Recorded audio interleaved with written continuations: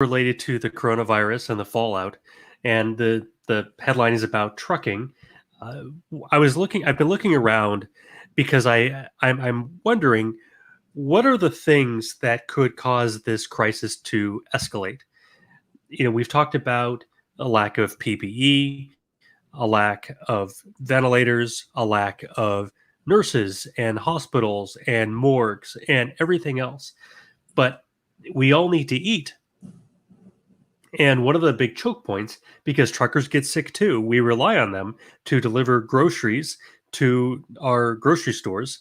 And if they start getting sick, and let's face it, they travel a lot, they meet a lot of people, it seems like they're very vulnerable. And in fact, that's exactly what we're seeing all over the world. Uh, Truckers are facing delays. This is something that could make this crisis a lot worse. And I think it's what a lot of people are worried about when they say that they're worried about the economy struggling. What they really mean, nobody worries about your 401k. At least you shouldn't right now. If you're not retiring really soon, that's probably not going to affect your life significantly in the long term. And even if it does, at least you survived. That's what matters. But if we're not able to transport food, not this isn't like 100 years ago when most of the population lived on farms. If we're not able to transport food, we could see people starving. I don't think that's an exaggeration. Um, they've mentioned that Europe, South America, Africa are all seeing issues. And so I thought, my thinking was, well, what's the technological solution? Because obviously, if this happened once, this could happen again.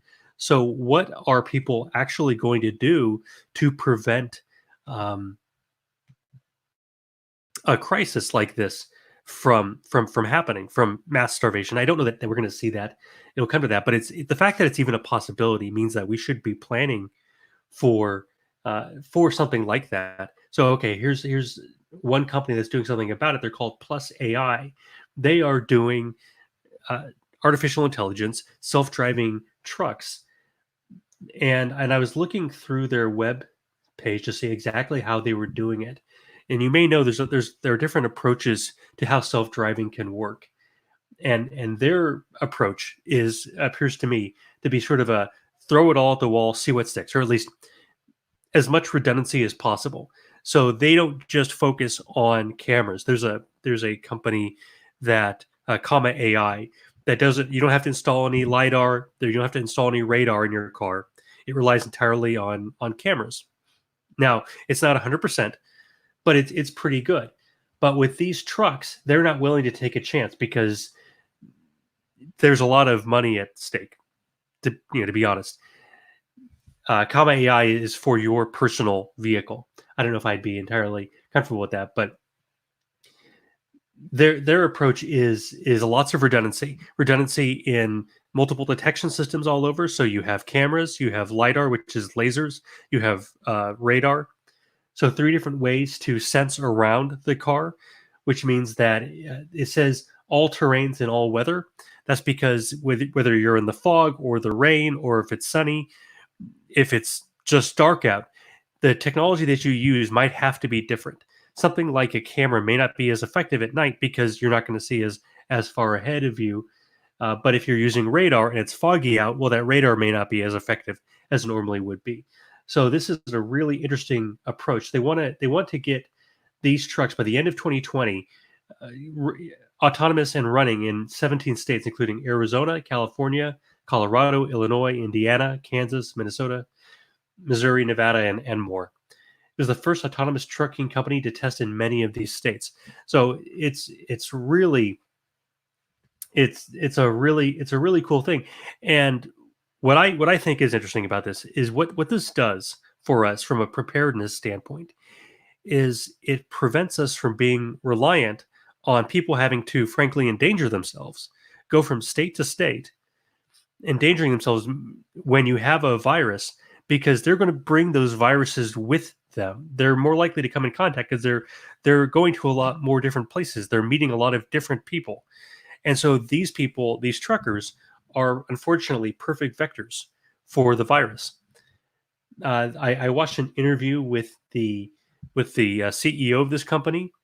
They asked him, "Is this going to put a lot of people out of work?" You may remember Andrew Yang made this a big point, a big part of his campaign, that he wanted to have this what he called the freedom dividend, that we would tax artificial intelligence.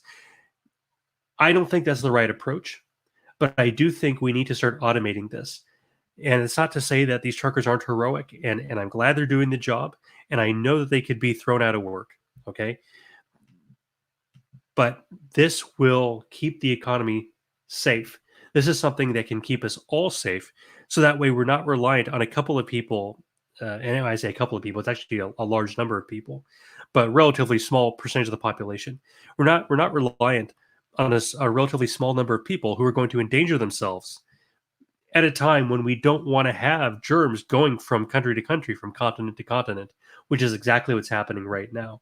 So I Hey, wish, Pete, yeah, I would actually argue that this may be also something going forward that could help with capacity problems, as we might experience problems with the supply chain, because inevitably you are going to have truckers that get sick, and they're going to have to call yes, in sick. We did a story, for instance, last week where we talked about how bad the NYPD has been affected.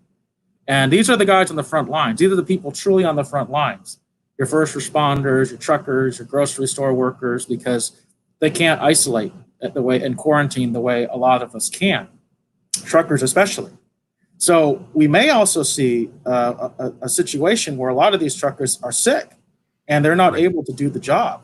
So that's another angle to think about this, is that this could be not necessarily something that replaces truckers, but supplements them, especially as their numbers might dwindle due to the effects of COVID-19 and the fact that if they are testing positive, they can't drive anymore, period. You know what I mean? Right, and that's exactly what's happening. Is a lot of truckers are becoming sick. That's what's causing the choke point. That's what's causing the slowdown all over the world.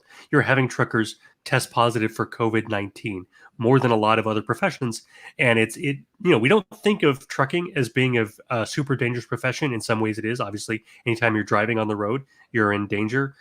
They oftentimes sleep in their cabs. That's a danger. But the fact now that they are in danger of these worldwide diseases, we this reminds me a lot of the old days, the really old days, when Europeans brought a lot of disease from Europe to the New World.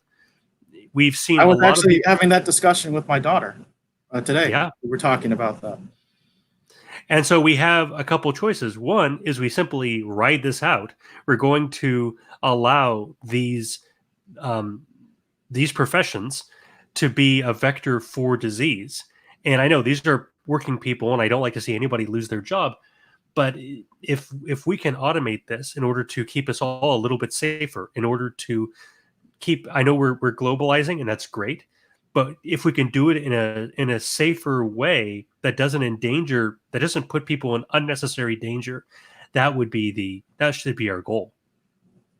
No, I agree with you, but I would say that a plan like this probably is going to take some time to really ramp up, and I think initially this is going to be more of a supplementary solution Sure. than a quote unquote full solution. It's going to take Right. time. Well, this is what's called level 4 automation. That's where they say that they're at right now.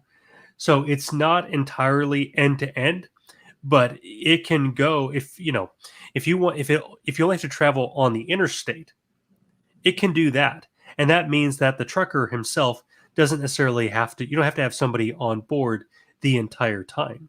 Or you could have that person doing something else potentially. But which the bottom line is you can reduce the number of people that a trucking company necessarily needs to employ. It's very Yeah. interesting path forward. Yeah. Uh, And you have to be careful because George Hotz, who runs Comma AI, says if you always need to have somebody behind the wheel, well, that's not really a useful invention because we already know how to make cars drive with somebody behind the wheel. You have the person drive. So yeah, there has to be some here common sense in how we actually use this technology out in the wild. Absolutely, absolutely.